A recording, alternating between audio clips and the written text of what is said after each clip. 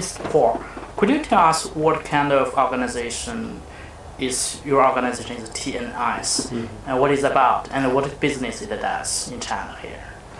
Okay, TNS stands for Taylor Nelson Sofres, and we are a world-leading market information company.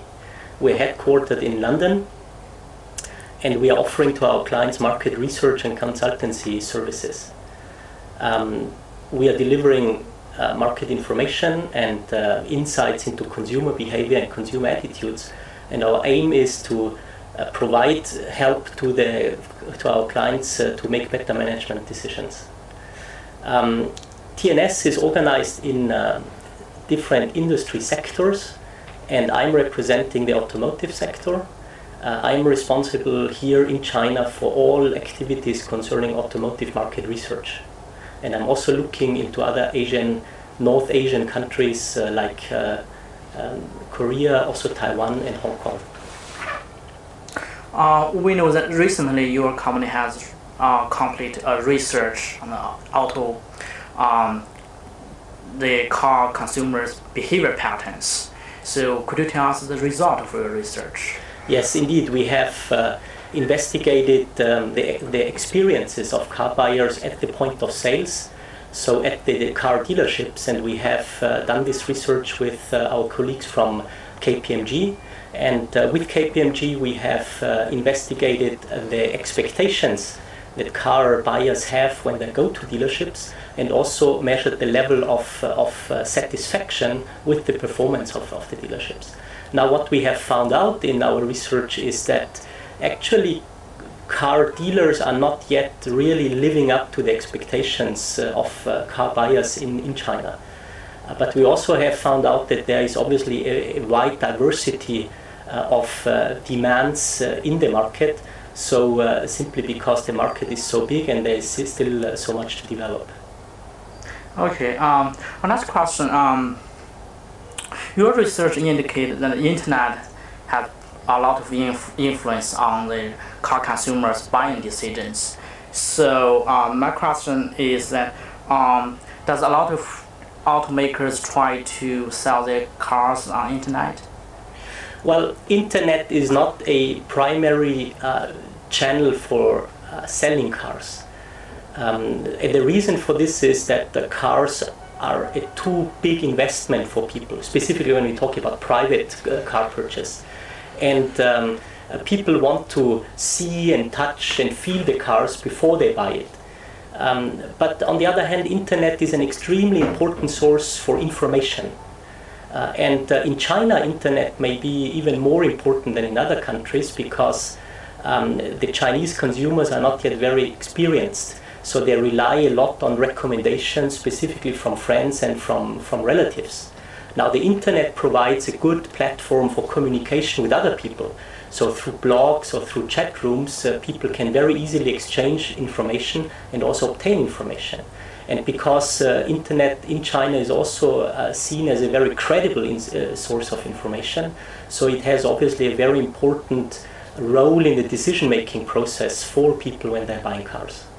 So if you make a comparison between auto shows, internet and advertisement, which method is most effective? Well, we cannot really answer this question like that because each aspect has its own objectives. Now, internet, obviously, as I said before, is important for information gathering and also for the communication with other people, exchanging experiences.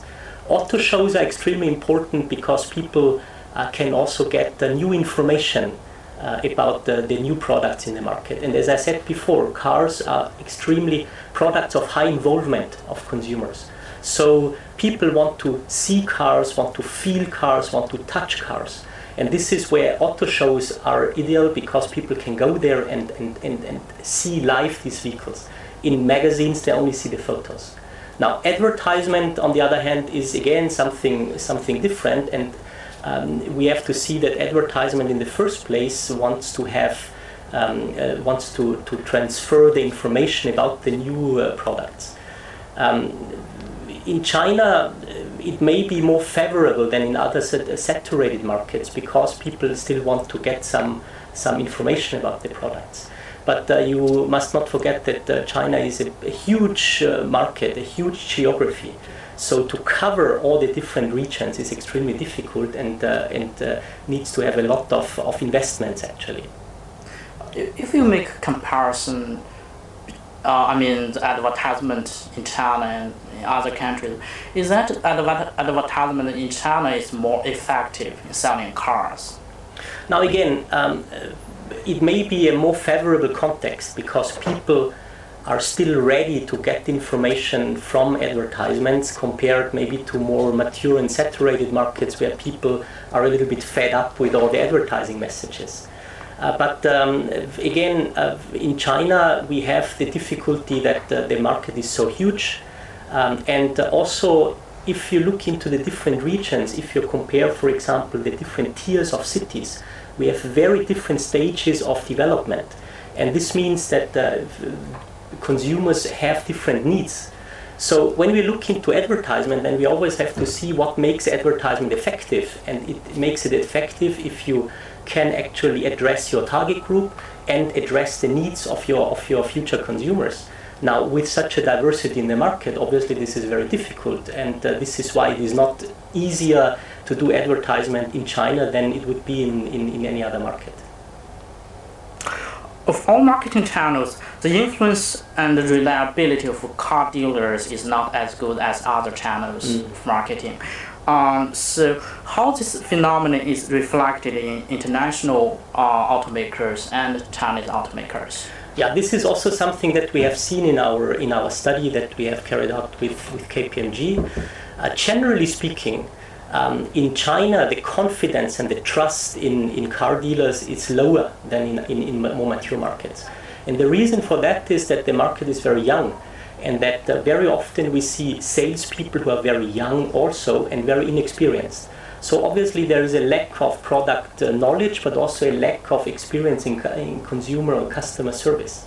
Now, car manufacturers are investing a lot of efforts in order to make the service better and to improve the service, because at the end of the day they are aware of the fact that even the best product and the best brand strategy does not help them if they are not able to sell the cars and to have a good service at the point of sales.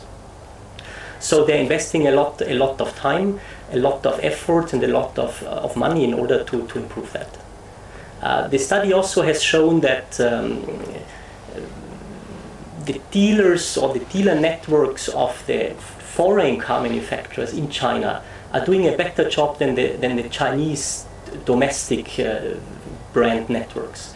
But still, also for the foreign car manufacturers, we have to say that they still have to improve in order to meet the requirements of the market and the expectations of the consumers. Some investigation also found that the effect of sponsoring sports games is not very effective. So, what would you think of Volkswagen, the sponsor 2008 Beijing Olympic Games? Do you think it will be very effective?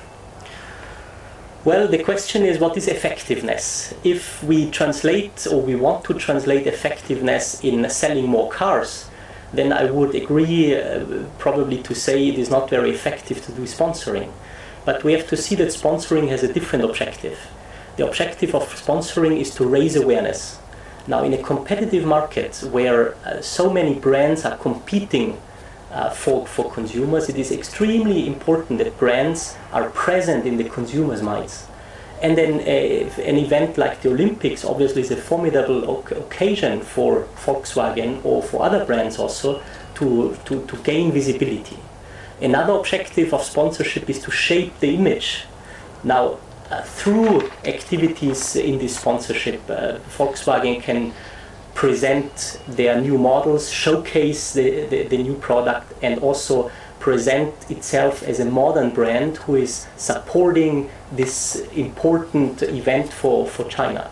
So obviously this will have an effect and gives advantages and positive effects to the brand. But at the end of the day, it is true that it's also very expensive. So in order to optimize the effect, you need also to make sure that it is coherent with the general and the whole marketing activities. So you have to bring into phase the advertisement, the direct marketing activities, maybe other below the line activities, and obviously the sponsorship also.